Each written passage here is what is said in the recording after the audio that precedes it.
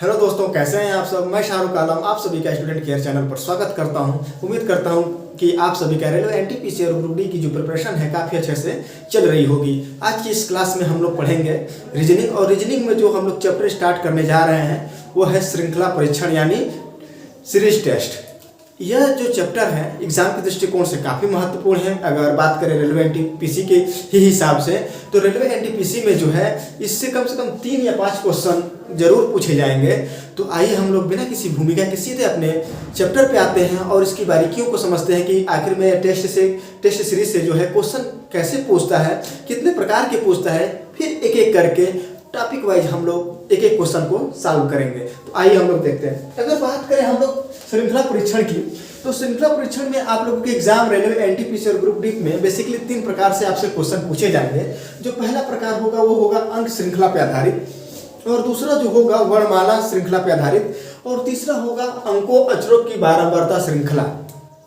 अगर बात करें अंक श्रृंखला की बात करें तो जैसे अंक जो होते हैं 1 2 3 4 5 6 7, इस मतलब उस पर आधारित क्वेश्चन पूछे जाएंगे। वर्णमाला की बात की जाए तो जैसे ABCDEF, इस हिसाब के जो क्वेश्चन है वर्णमाला श्रृंखला में पूछे जाएंगे। ठीक इसी तरह अंकों और अक्षरों की बात की जाए तो दोनों को कंबाइन करके उनकी बारंबारता की बात की जाए कि मतलब इसके बाद कितने बार ये आया है, इस कितने बार ये आया है। कि जैसे कोई सीरीज दे दिया ABBCDDEF GGH, तो उसमें ये पूछेगा कि F कितनी बार आया है या G कितनी बार आया है। इसी तरह अंकों की अगर बात करें तो दे देगा 1 2 3 3 4 3 3 5 6 7 7 8। इसके बाद कोई एक डिजिट उठा के आपसे पूछ लेगा कि इसमें जो है 7 कितने बार आया है। ठीक, आइए एक एक का एनालिसिस करते हैं हम लोग। अगर बात करें अंक श्रृंखला की, तो अंक श्रृंखला में जो है अंक श्रृंखला में भी आपसे 3 प्रकार से क्वेश्चन पूछे जा सकते हैं, यानी 3 प्रकार के क्वेश्चन मुख्य तौर पे बनते हैं। पहली, श्रृंखला को पूरा करना, यानी श्रृंखला को पूरा करना होता है। इसमें ये होता है, इसको श्रृंखला को पूरा करना होता है। तो इसमें कई सारे मेथड चलते हो सकते हैं। जो श्रृंखला बनी हो, जोड़ के बनी हो, घटाने बेस पे बनी हो, भाग पे बनी हो, या अंकों के वर्ग पे बनी है, क्यूब पे बनी है, मतलब इस पर आधारित क्वेश्चन बनते हैं। फिर आता है श्रृंखला में गलत पद ज्ञात करना। क्या करेगा कि एक पूरी श्रृंखला दे देगा, आपको सीरीज दे देगा, और वो किसी न किसी रूल को फॉलो करेगा और उस रूल के हिसाब से कोई एक डिजिट जो है उसमें रंग जाएगा, तो उस हिसाब से क्वेश्चन बनते हैं। फिर आती है श्रेणी पे आधारित। अगर बात करें श्रेणी पे आधारित, तो श्रेणी के आधारित मुख्य तौर पे जो एग्जाम में अब तक देखा गया railway NTPC group D SSC CHSL में मुख्य तौर पे 2 प्रकार से क्वेश्चन बनते हैं। पहला होता है समांतर श्रेणी पे आधारित, दूसरा होता है गुणोत्तर श्रेणी पे आधारित। जब हम लोग इस पर आएंगे तो मैं वहाँ पे आपको समांतर श्रेणी भी थोड़ा सा समझाऊंगा, ज़्यादा नहीं समझाऊंगा, बस थोड़ा सा समझाऊंगा जो आपके यहाँ पे एग्जाम के दृष्टिकोण से महत्वपूर्ण होगा। और गुणोत्तर श्रेणी भी यहीं पे आपको समझाऊंगा, क्योंकि ये दोनों जो चैप्टर हैं अलजेब्रा के चैप्टर हैं। तो मैं जब अलजेब्रा स्टार्ट करूँगा तो वहाँ आप लोगों को मैं ये दोनों चीज़ें काफ़ी डिटेल में पढ़ाऊँगा। तो चलिए आइए बिना किसी भूमिका के अब हम लोग सीधे अपने टॉपिक पे आते हैं, टॉपिक वाइज पढ़ते हैं। तो सबसे पहले हम लोग पढ़ेंगे अंक श्रृंखला। तो आइए हम लोग अंक श्रृंखला पे आधारित जो क्वेश्चन हैं उनको सॉल्व करते हैं, एक एक क्वेश्चन को समझते हैं, फिर हम लोग अगले टॉपिक पे जाएंगे।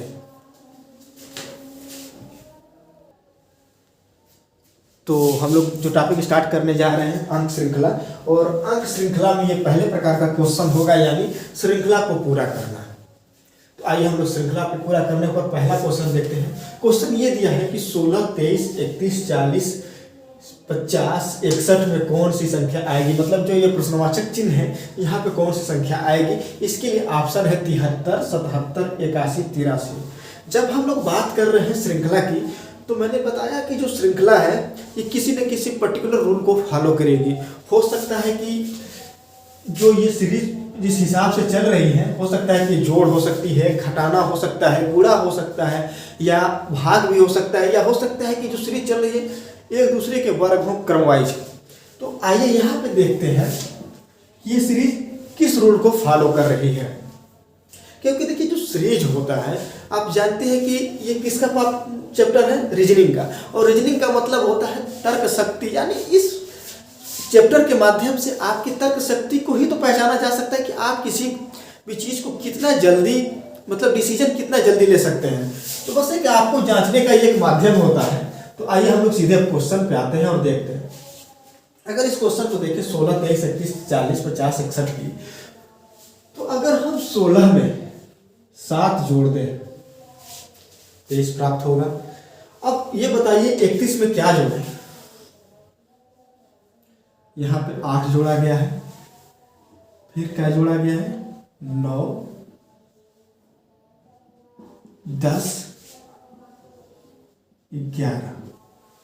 ठीक है, आप देख रहे हैं कि एक रूल को फॉलो कर रहा है कि मतलब एक बार एक एक अंक बढ़ता जा रहा है। तो जब यहाँ पे 7 से 8 हुआ, 8 से 9 हुआ, 9 से 10 हुआ, 10 से 11 हुआ, तो ये बताइए जो अगला अंक आएगा उसमें क्या जोड़ा जाएगा? तो इस हिसाब से क्या जोड़ा जाएगा? 12 यानी 12। 61 और 12 कितना होता है? 61 प्लस 12 हो गया 73। तो इसमें कौन सा ऑप्शन है? Option A. ऑप्शन ए सही होगा। तो अगला अंक कौन सा होगा? 73 होगा। उम्मीद करते हैं क्वेश्चन आपको समझ में आया होगा। आइए हम लोग अपने अगले क्वेश्चन की तरफ बढ़ते हैं। अगला क्वेश्चन ये कह रहा है हम लोगों का कि 19, 9, 28, 37, 65 एक सीरीज है। ये सीरीज किसी न किसी रूल को फॉलो करते हुए आगे बढ़ रही है और पूछ रहा है कि जो प्रश्नवाचक चिन्ह है यहाँ पे क्या आएगा। और ऑप्शन इसके लिए है 99, ऑप्शन ए है 99, ऑप्शन बी 97, ऑप्शन सी 102 और ऑप्शन डी है 103।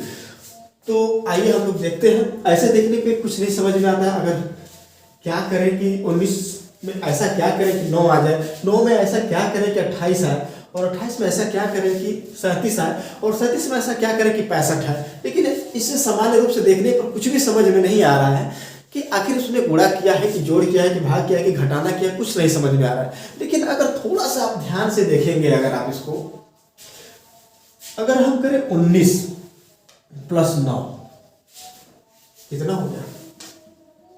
28। ठीक है, अगर हम करें 9 प्लस 28 कितना हो गया? 37। यानी क्या चीज मिलती है कि इन दोनों को जोड़ देने के बाद अगला अंक प्राप्त हो जा रहा है। फिर इन दोनों को जोड़ने के बाद अगला अंक प्राप्त हो जाएगा, यानी फिर इन दोनों को जोड़ने के बाद ये अंक प्राप्त हो जाएगा, फिर इन दोनों को जोड़ने के बाद जो अंक आएगा वही अंक हमारा आंसर होगा। तो आइए देखते हैं 9 और 28 प्लस 37। तो अब यह 37 यानी 28 प्लस 37 कितना हो गया आपका? 65। तो 65 हो गया, यानी 37 प्लस 65 कितना हो गया? अगर 65 और 37 को जोड़ेंगे तो आंसर आएगा 102। यानी यहाँ पे क्या होगा? यहाँ पे जो होगा 102 होगा। तो कौन सा ऑप्शन सही होगा? ऑप्शन सी सही होगा। तो उम्मीद करते हैं क्वेश्चन आपको समझ में आया होगा। आइए हम लोग अपने अगले क्वेश्चन की तरफ बढ़ते हैं।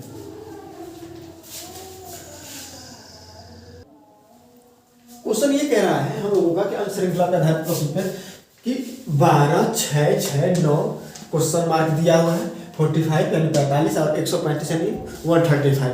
कह रहे कि जो क्वेश्चन मार्क है यहाँ पे कौन सा संख्या आएगा? इसके लिए ऑप्शन दिया 18, 24, 28 और 32 ऑप्शन दिया है।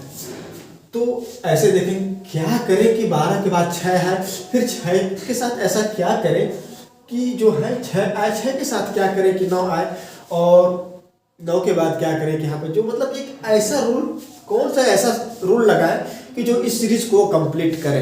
तो अगर हम ध्यान से देखें तो अगर हाँ ये 12 है, अगर हम 12 में 1/2 से गुणा कर दें, 2 6 के 12 यानी 6 आएगा। ठीक, 1/2 से गुणा किया हमने। फिर अगले उठा रहे हैं 6 में अगर हम 1 से गुणा कर दें, इसमें क्या गुणा किया? 1/2 से, और फिर 6 में 1 से गुणा कर दिया, कितना आया? 6, और फिर इस 6 में गुणा किया 1 से। अब फिर बचा 6 में हमने किससे गुणा किया? 1 सही 1/2 से। 1 से 1/2 को क्या लिख सकते हैं? 3/2 लिख सकते हैं। अगर इसको गुणा करेंगे तो 9, यहाँ पे गुणा करेंगे 1 सही 1/2 से तो 9 आएगा। अगला में क्या गुणा करना पड़ेगा? तो ये किस रूल को फॉलो कर रहा है? देख रहे हैं कि पहले में 1/2 से, फिर 1 से, यानी फिर आधा जुड़ रहा है, फिर आधा जुड़ रहा है, यानी 1 हुआ, फिर 1 में आधा, 1 का आधा और जोड़ेंगे तो कितना होगा? 1.5 हो जाएगा। 1.5 हुआ, डेढ़ में और क्या करना पड़ेगा, आधा और जोड़ना पड़ेगा, यानी 1/2 और जोड़ना पड़ेगा। तो जब एक सही 1/2 यानी 3/2 में 1/2 जोड़ेंगे तो कितना हो जाएगा, ये जुट के हो जाएगा 2। तो अगर 9 में 2 से गुणा करेंगे तो कितना हो जाएगा, 18, यानी यहाँ पे होगा क्या, 18। अब ये बताइए 18 के बाद 45 है, तो यहाँ पे क्या गुणा करना होगा, तो 2 में 1/2 जोड़ेंगे तो कितना हो जाएगा, या तो इसको लिख सकते हैं 2 से 1/2 या 5/2, यही लिख सकते हैं। तो इसमें जो गुणा होगा 2 से 1/2 से, और इसके बाद जो 135 में गुणा होगा वो किससे होगा, 2 से 1/2 में 2.5 में क्या जोड़ें, कितना जोड़ना पड़ेगा, आधा यानी 1/2 और जोड़ना पड़ेगा, तो ये कितना हो जाएगा 3, यानी 3 से गुणा करना पड़ेगा। यानी इस सीरीज में ये चल रहा है कि आधा आधा आधा जोड़ते जाना है। बात आई समझ में? उम्मीद करते हैं ये क्वेश्चन आपको समझ में आया होगा। आइए हम लोग अपने अगले क्वेश्चन की तरफ बढ़ते हैं।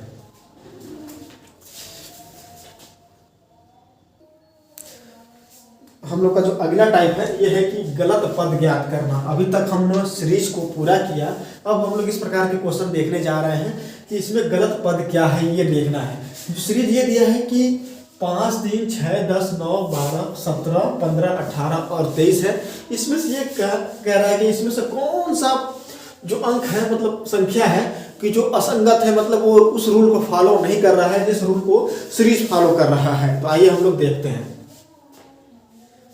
तो आइए देखते हैं, अगर हम 5 में से 2 घटा दें 3 आएगा। 3 के साथ ऐसा क्या करें कि 6 आए, तो प्लस 3 कर देते हैं। अब 6 के साथ ऐसा क्या करें, बस आपको जज करना होता है, जोड़कर घटाकर गुणा करके देखना होता है, जो आपको जिस हिसाब से आपको समझ है करना चेक तो करना ही पड़ेगा बार बार, लेकिन आप उस आंसर पे कितना जल्दी पहुंच जाते हैं या आपके ऊपर डिपेंड करता है, आपके प्रैक्टिस के ऊपर डिपेंड करता है। इसमें क्या जोड़ दें, 4, ठीक है। फिर आगे क्या कह रहा है,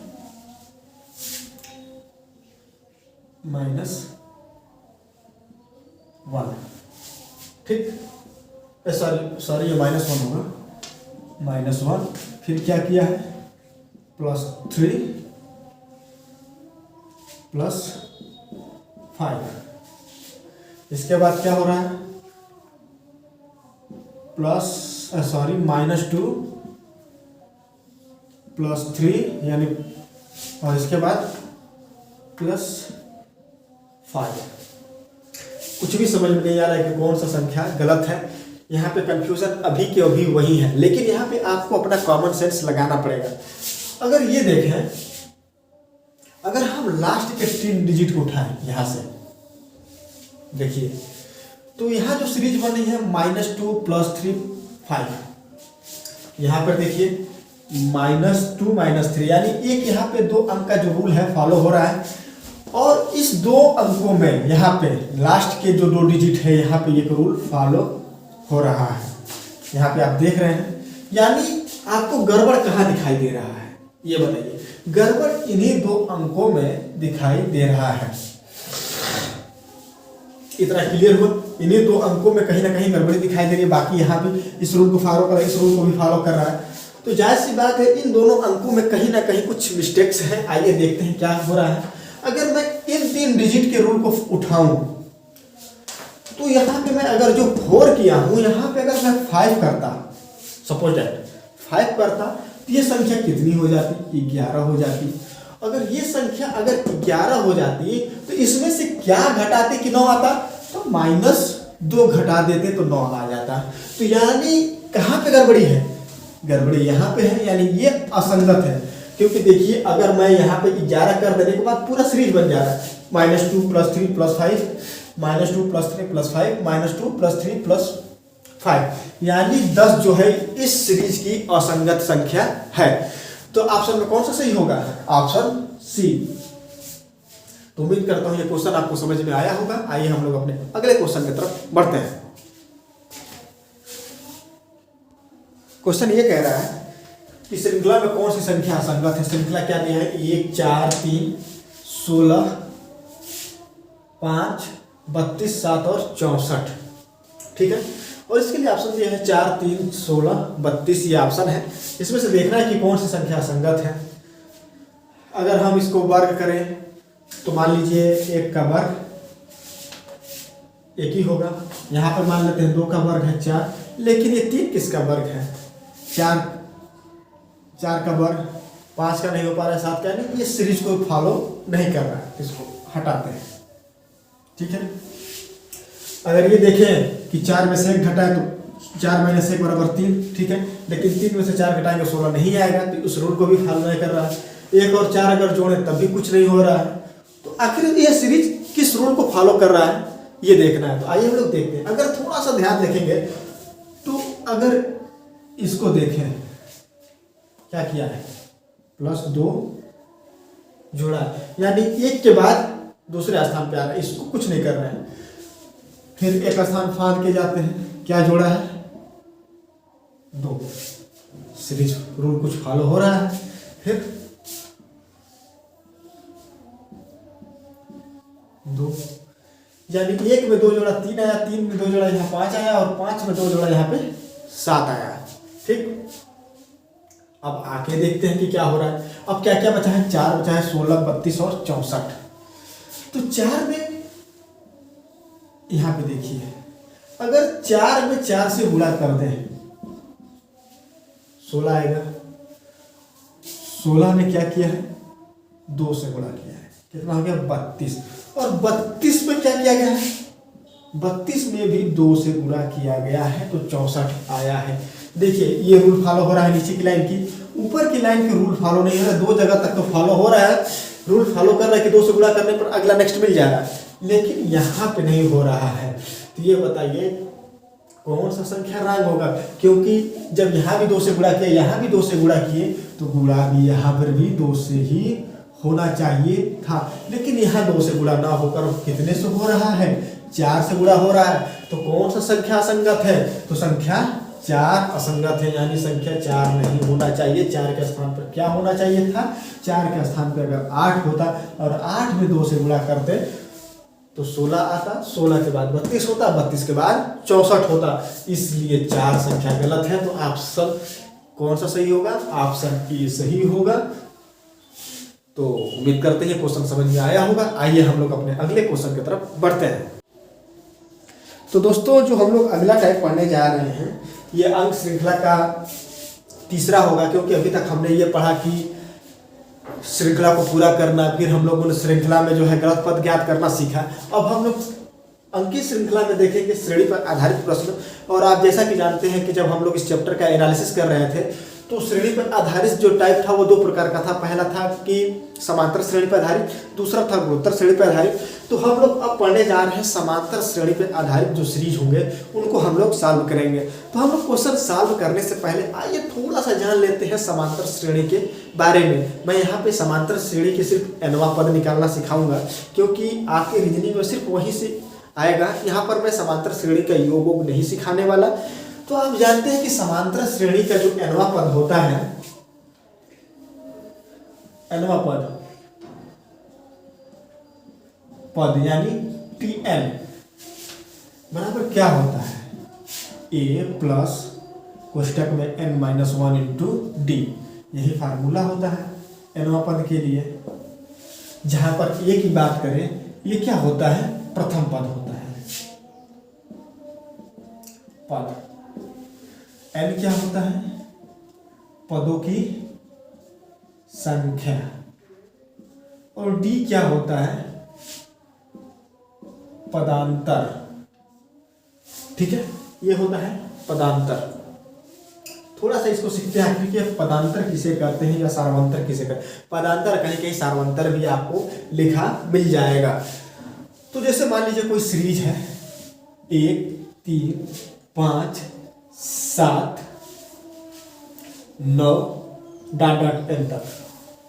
तो पहले हमको ये पता करना पड़ेगा कि ये सीरीज आखिर में कौन सी सीरीज है, समांतर श्रेणी है कि गुणोत्तर श्रेणी है कि हरात्मक श्रेणी है, हमको ये पता करना होता है। तो समांतर श्रेणी की सीरीज पता करने के लिए एक रूल चलता है कि दूसरी संख्या, यानी कैसे पता करेंगे? दूसरी संख्या में से पहली संख्या का अगर घटाएंगे डी बराबर क्या होता है, दूसरी, अरे क्या हो रहा है भाई, दूसरी संख्या माइनस पहली संख्या। अगर दूसरी संख्या में से पहली संख्या को घटाएंगे तो वो क्या होगा, आपका सार्वंतर होगा यानी पदांतर होगा। तो दूसरी संख्या क्या है, 3 है माइनस 1, तो कितना होगा, 2। ठीक है, तो ये हो गया आपका सार्वंतर। लेकिन ये रूल हमेशा फॉलो होना चाहिए। अब यहां से शुरू करेंगे, यहां से अगर 5 में से 3 घटाएं 2, यानी हर अंक का जो है सार्वंतर बराबर है तो वो होगा समांतर श्रेणी। देखिए 5 में से 3 घटाएंगे 2 आएगा, 7 में से 5 घटाएंगे 2 आएगा, और 9 में से 7 घटाएंगे तब भी 2 आएगा। ये सिलसिला हमेशा चलता रहना चाहिए। अगर ये सिलसिला चल रहा है तो ये जो सीरीज है वो होगा समांतर श्रेणी। अगर ऐसा नहीं हो रहा है तो वह समांतर श्रेणी नहीं है, तो अब वह कोई अन्य श्रेणी ये हो सकता है, कोई गुणोत्तर श्रेणी हो या हरात्मक श्रेणी हो। तो उम्मीद करते हैं इतना आप लोग समझ गए होंगे। तो आइए अब हम लोग सीधे अपने क्वेश्चन पे जाते हैं और क्वेश्चन के माध्यम से हम लोग एक एक चीज को समझते हैं और क्वेश्चन को भी सॉल्व करते हैं। मगर क्वेश्चन पे आने से पहले एक चीज और मैं आप लोगों को बताना चाहूंगा कि जैसे ये है पहला पद, प्रथम हो गया, ये दूसरा हो गया, ये तीसरा हो गया, ऐसे चौथा हो गया। लेकिन पहला पद, दूसरा पद, तीसरा पद निकालते कैसे हैं, तो देखिए मैं यहां पर निकाल रहा हूं।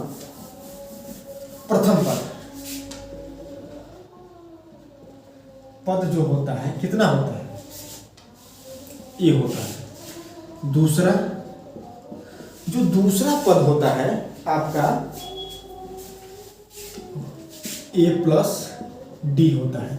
यानी पहले पद में अगर सार्वंतर यानी पदांतर को जोड़ दिया जाए तो दूसरा प्राप्त होता है। देखिए क्या कैसे समझते हैं बात को, 2 - 1 3, यानी पहले पद में इनका सार्वंतर कितना आ रहा था, 2 आ रहा था। यानी पहले पद में 2 जोड़ दें तो 3 आ जाएगा। फिर बात करता है तीसरा, a प्लस 2d, पहला पद और पदांतर का 2 गुना। तीसरा, चौथा क्या होगा, चौथे की बात करें तो a प्लस 3d। इसी तरह डाट डाट कहाँ तक, n पदों तक हम ज्ञात कर सकते हैं। तो ये काफी मायने रखता है। आइए अब हम लोग अपने सीधे क्वेश्चन पे आते हैं। जैसे कोई भी सीरीज दे दिया, पूछा कि आपका चौथा पद क्या होगा। अगर हमको पहला पद पता है और सार्वंतर पता है तो हम सीरीज का किसी भी संख्या को हम बड़ी आसानी से निकाल सकते हैं। अगर पूछ ले कि आपसे पांचवा पद क्या होगा, अगर सार्वंतर कितना है, 2 है, और प्रथम पद कितना है, 1 है, तो कह रहे कि 10वां पद क्या होगा, तो क्या होगा हिसाब से a प्लस 9d, ये कितना है 2, 9 गुणते 2, 9 2 18 यानी 20। समझ में आ गई। आपसे पूछ रहा है कि 10वां पद क्या होगा। तो आइए हम लोग सीधे अपने क्वेश्चन पे आते हैं।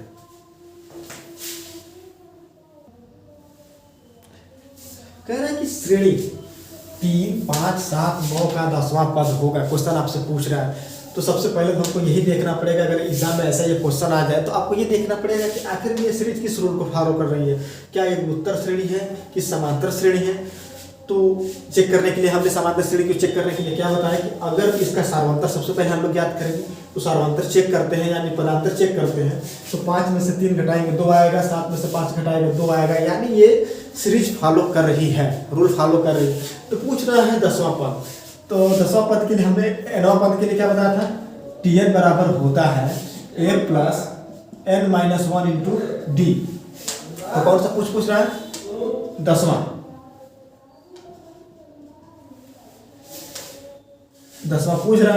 पूछ रहा है यानी tn 10, यही तो पूछ रहा है। आपसे क्या पूछ रहा है, tn n पूछ रहा है कि 10वां पद क्या होगा।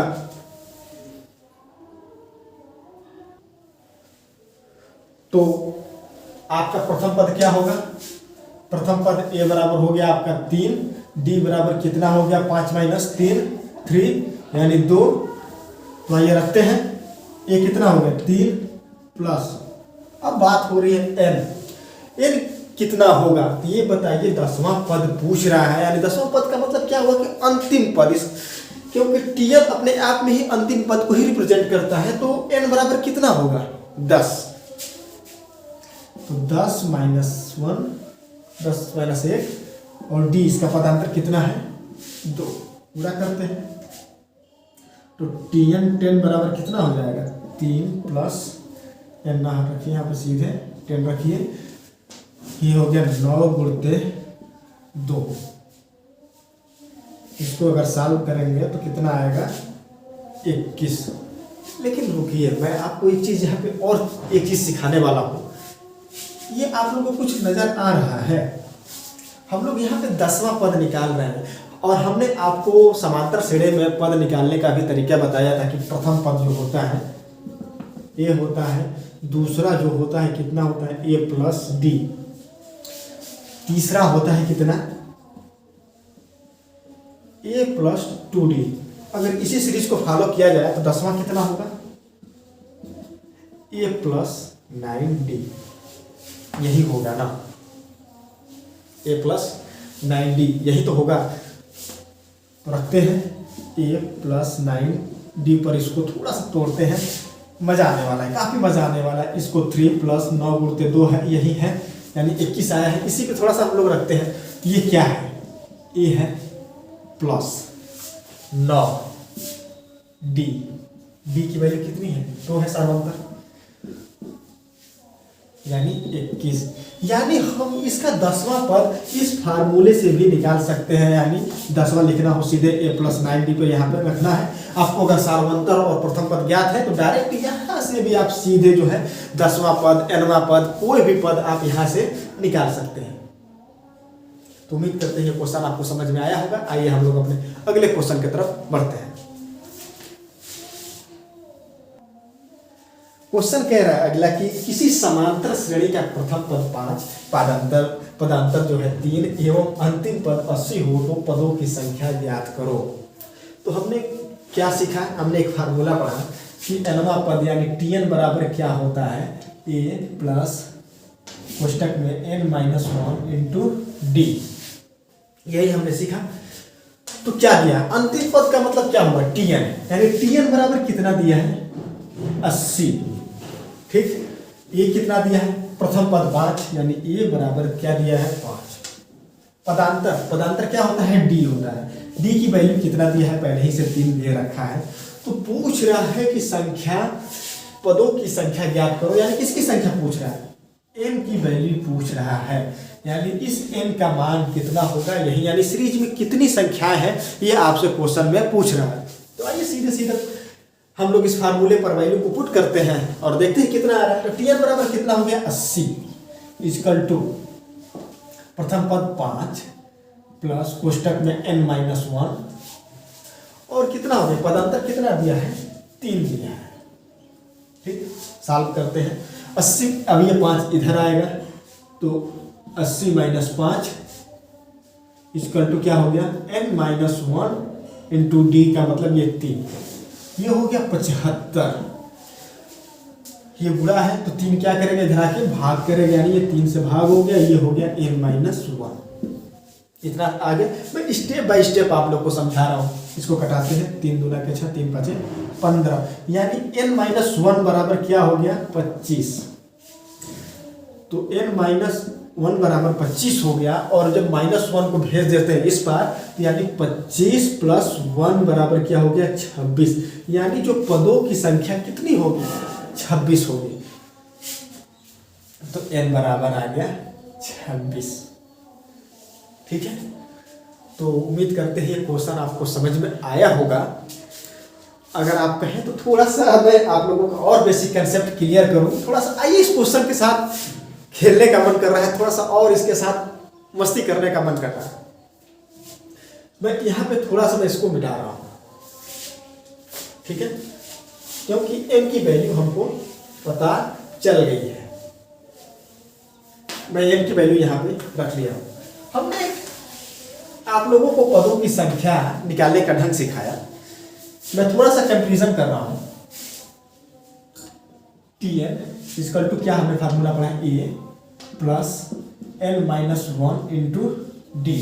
और इसके बाद हम लोगों ने एक और चीज सीखा कि प्रथम पद क्या होता है। प्रथम पद a, दूसरा a प्लस 2d, तीसरा क्या होता है a प्लस 3d होता है। इसी तरह डाट डाट आप जितना जाए, अगर n ज्ञात करना हो तो क्या होगा a plus n minus 1 d, यही होता है ना nवा पद tnवा पद के लिए, यही तो हो गया। तो अगर हम ये जो है यही होता है, तो अगर आपको वहां से फार्मूला नहीं याद आ रहा है तो आप इसको यहां से भी याद कर सकते हैं, इस फार्मूले को। बात आ रही समझ में? यानी n अंतिम पद कितना दिया था, 80 दिया था आपका, और a कितना था 3, सॉरी a जो है 5 था, प्लस और जो यहाँ पे हम लोग जैसे ये 4 है, सपोज दैट ये 3d है, तो ये 3 क्या है? अगर हमको पदांतर ज्ञात हो और प्रथम पद ज्ञात हो तो ये जो 3 की वैल्यू क्या है, ये 3 क्या है, n माइनस 1 ही तो है, n ही पद है, 3 माइनस n ही तो है।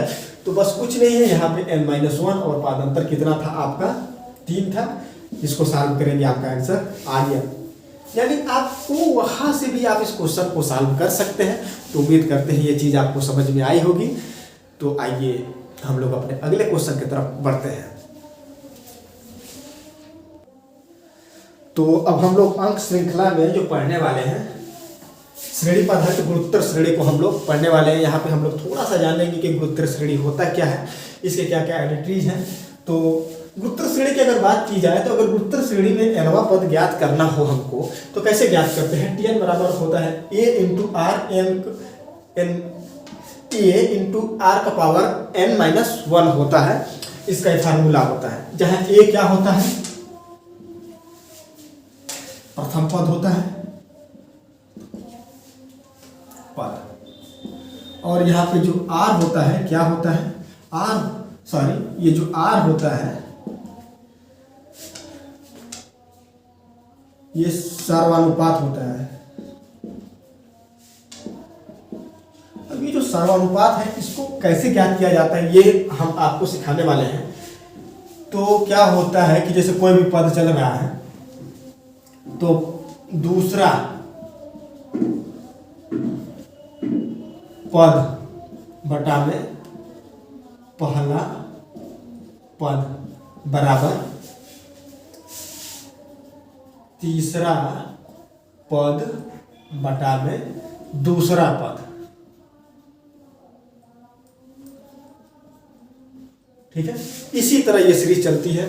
अगर आगे की बात करें तो चौथा बटा में तीसरा, इसी तरह ये चलती रहती है। तो वहां पे हम लोग आर ज्ञात कर सकते हैं। अब आइए सीधे हम लोग क्वेश्चन के माध्यम से इस चीज को हम लोग देखते हैं। तो चलिए बिना किसी देरी के हम लोग सीखते हैं। तो क्वेश्चन ये कह रहा है कि 3, 9, 27, 81 का 6वां पद होगा। क्वेश्चन आपसे पूछ रहा है, तो क्वेश्चन ये थोड़ी लिखा होगा कि गुणोत्तर श्रेणी है कि समांतर श्रेणी है। तो आप कैसे पता करेंगे, पहले ये चीज है। तो आइए इसको देखते हैं। तो आप देख रहे हैं समांतर श्रेणी के क्या रूल है कि दूसरे पद में से पहला पद को घटाना है। तो ये क्या हो गया, 6 हो गया। फिर इसको घटाएंगे तो कितना हो गया, 18 हो गया।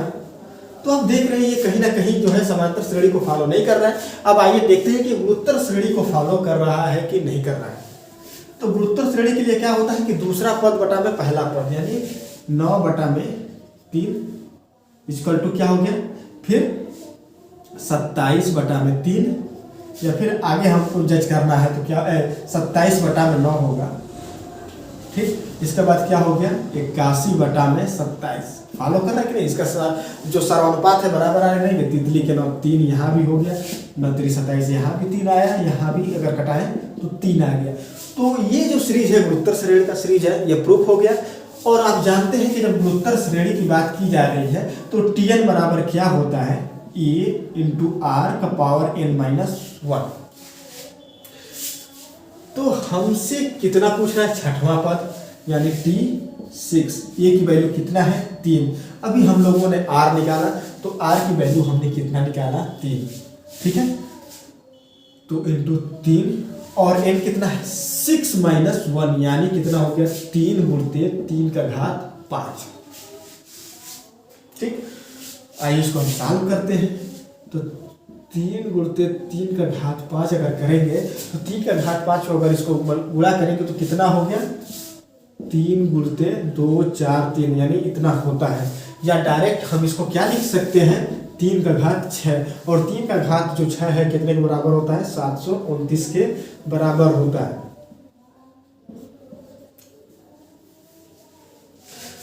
तो इसका जो छठवां पद होगा कितना होगा 729 होगा। तो उम्मीद करते हैं क्वेश्चन आपको समझ में आया होगा। तो आज के क्लास में बस इतना ही तक। अगले क्लास में हम लोग मिलते हैं, किस प्रकार के वर्णमाला पे आधारित क्वेश्चनों को करेंगे, फिर हम लोग अंकों और शब्दों के जो बारंबारता पे आधारित प्रश्न को करेंगे। तो अगले क्लास में हम लोग उस दोनों टॉपिक को पढ़ेंगे। फिर इसके बाद हम लोग 2 क्लास जो है प्रैक्टिस सेट करेंगे इस पूरे चैप्टर पे आधारित। इस चैप्टर को हम लोग काफ़ी डिटेल से पढ़ने वाले हैं। इसका रीज़न ये है कि ये जो है एग्जाम में 3 या 5 क्वेश्चन आते हैं, तो कोई भी क्वेश्चन मिस नहीं होना चाहिए, इसलिए हम लोग इसको काफ़ी डिटेल में पढ़ने वाले हैं। तो आज की क्लास बस इतना ही तक। अगर आप हमारे चैनल पर नए हैं तो प्लीज़ चैनल को सब्सक्राइब करिए, बेल आइकन को क्लिक करिए और इस वीडियो को अपने दोस्तों के बीच में ज़्यादा से ज़्यादा शेयर करें, जिससे वो भी लाभान्वित हो सके। तो अगले क्लास तक के लिए दीजिए इजाज़त। धन्यवाद।